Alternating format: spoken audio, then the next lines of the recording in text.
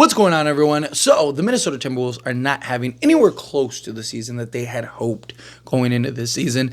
I mean, I called it. I think most people did, right? I mean, Minnesota fans try to, justify it and say that, no, this is going to work. It's going to give us toughness. It's going to do all this stuff. And they've been awful, right? They're not good. You had a clear path. You had a clear direction. You had one guy on this team that made sense alongside Anthony Edwards, and you traded him, right? I understand his contract. I understand all of the little tidbits and all that stuff. He was the only guy that opened the floor for Anthony Edwards. Now you have a bunch of guys that can't shoot, that clog the paint, that basically make Anthony Edwards, who is one of, if not the best rim pressure player, not even guard, just player period in the league. You made him a pure jump shooter now. And he has to take 14 threes a game and do all this crazy stuff, right? You basically took away his biggest strength. And now Rudy Gobert doesn't stretch the floor. Jaden McDaniels is inconsistent. He's not a threat from three-point range, right? Julius Randle is hot and cold. He has games here and there, right? He's not a bad player. He just doesn't make sense with this team slotted alongside Rudy Gobert. Right? And then, Mike Conley, he can be hot and cold at times. Right? Donte DiVincenzo makes more sense, but he's off and having a rough start. But he's kind of been in and out of the lineup and kind of feels like Minnesota doesn't even really want him, even though that was the guy that they pushed hardest for to get in the trade. It's a mess, right? Anthony Edwards has said stuff publicly and, talked about people have different agendas and stuff, which makes sense. Julius Randle needs a new contract. I'm sure he's not playing, not really just full team, right? He wants to make sure he gets his bag. And it's just, you did it to yourself, right? There's no ands, it's about it. Minnesota did this to themselves. All they had to do was just stay the course, stay the direction, don't get too crazy, right? At least if you wanted to trade Karl Anthony Towns, fine. But you didn't have to do it when you did it.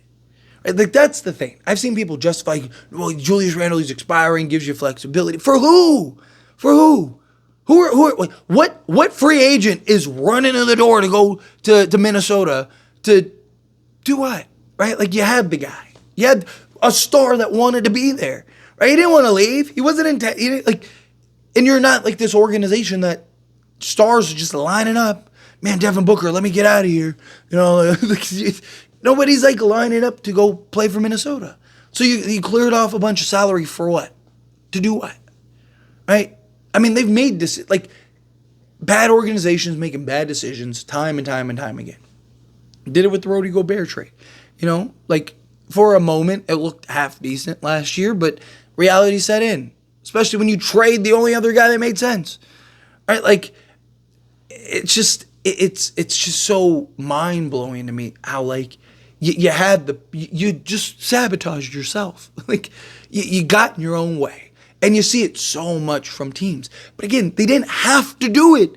They didn't have to trade him when they did. They could have waited. Let's say they had this type of season with Karl Anthony Towns. Okay, well, now maybe you look hey, man, it really was just a run. Really was just a fluke.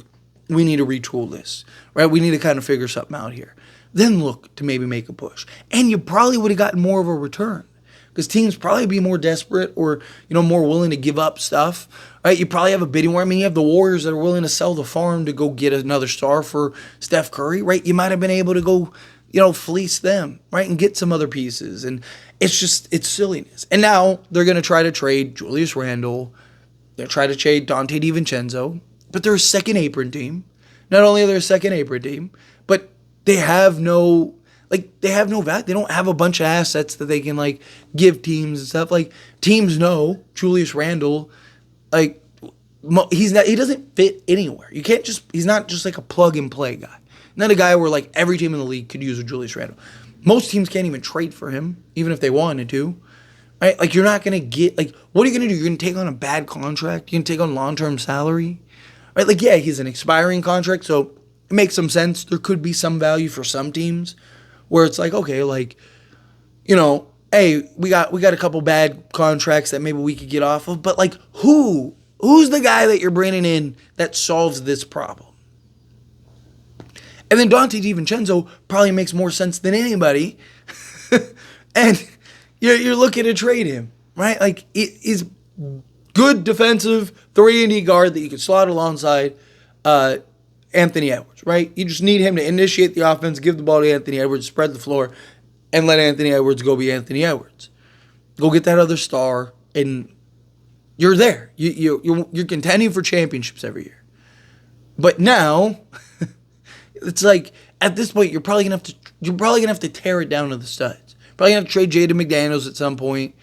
You're never gonna be able to trade. Like, no one's gonna give you value for Rudy Gobert, so you're probably stuck with Rudy, right? Like, they're at this point, they're better off just letting Julius Randle fall off the books. Unless you could, some star or something like that becomes available. But who? Like, who's that star that's going to come in and be available? Right? They're better off just letting Julius Randle fall off the books and then, just kind of trying to restructure and see if maybe you can pull something off, pull some trade at some point, or, draft another star. Like, or, Rob Dill. Like, I would play Rob Dillingham like 40 minutes a game. Like, they're not winning a championship. Even if they make the playoffs and all that stuff, they're not winning a championship. They're not a contending team. All right, like they might, like, I wouldn't be shocked if they implode before the season's over, especially if they don't pull off a trade. Right? Like, I don't know what you do at this point. Right? Like, because you're either gonna trade Julius Randle for something that probably not the fix, or you're gonna let him fall off the books. And like I said, who's coming? Who's lining up to go to Minnesota? Right? Especially when they know that they're probably gonna lose Anthony Edwards at some point. Right? How long is Anthony Edwards going to sit around and go, okay, like, let's figure it out. I'll be patient, right? A year, 2 years? Eventually, his contract's going to be up and he's going to get me out of here. Right? Like, he's a young star that's hungry, that wants to win. He has the attitude. He has the personality. He has the traits. He has everything that you want for a guy that's just like, get me out of it. Like, I see him. I mean, there is a good chance he was going to leave for a big market regardless. Right, there was a big chance that he was going to leave for a LA or a New York or a Miami or something like that, regardless. Even if they won a championship in Minnesota, he probably is leaving at some point, right? But I think for sure, I don't know I just don't know what path you go down now. Even if Giannis becomes available, one, do you really have the pieces and assets to go trade for him? Probably not.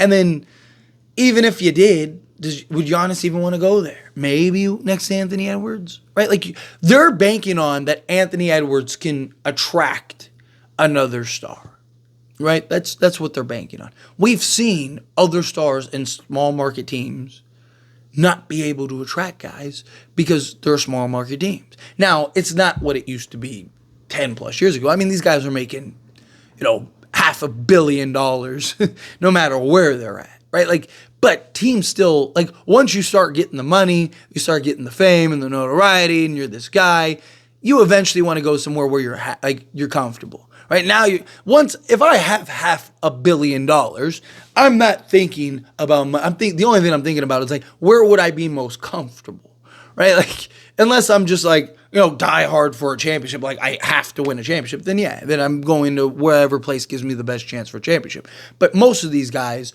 are looking at it as like, I got the money, I got the fame, I got everything that I need. I want to go to Miami and be comfortable and hang out in 85-degree weather all year round, or go to LA and do the same thing, right? Like, I want to be around the wind. I mean, these are all kids, right? They're all like, 20s, 30s, early 30s. They're all, hey, like, I want to go to Miami and hang out at the beaches, right? Like, I can go to the nightlife scene. I want to go to LA and hang out and go to the nightlife scene and hit up all these girls and stuff. Like, that's what they have everything else. So, like, big markets are still going to be important. Still going to be big markets. And it gives them opportunities to make money outside of basketball and stuff like that, right? Like, Minnesota just has nothing going for them, and they continue. They had it. Like, literally, they had it in their hands. They had the clear path and direction, and they blew it. They fumbled the bag, and it's wild to me that they would do that. Also, you probably could have gotten more. It's not even that you traded Karl Anthony Towns. Fine. right? You traded him for stuff that made no sense. If you traded Karl Anthony Towns and you brought back, whatever, Kevin Durant or something like that, it's like, okay, I can see that. You turn Karl Anthony Towns into a Giannis or something. It's like, worry about the spacing, but you take your chances, you take your risks, right? And, Milwaukee's just like, hey, I'd rather get something than nothing, right? You do worse than Karl Anthony Towns, right? Like, sure, there was something that made sense. It's like, okay, right? But they don't. Like, and again, this was a future move to build around Anthony Edwards. Well, what piece? Like, what are you gonna get? Like, are you rebuilding essentially? This is a new 3-year plan, right? But it's because of the poor decision from Rudy Gobert. Rudy Gobert came back to bite him, right? Because of the new CBA and all that stuff, which they agreed to. Right? It's just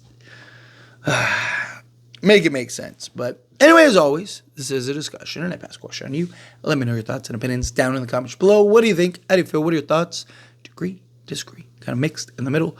However you feel, whatever your thoughts are, what do you think the Timberwolves end up trading Julius Randle and Donte DiVincenzo for, if they even do end up trading them? Again, however you feel, whatever your thoughts are, love to hear. Let me know down in the comments. That being said, if you haven't liked this video, hit that like button. Helps me a lot. So we enjoy these types of videos, and I truly appreciate it. Not subscribe channel, hit that subscribe button. Turn on the bell notifications. Appreciate y'all. See you in the next one. Thank you.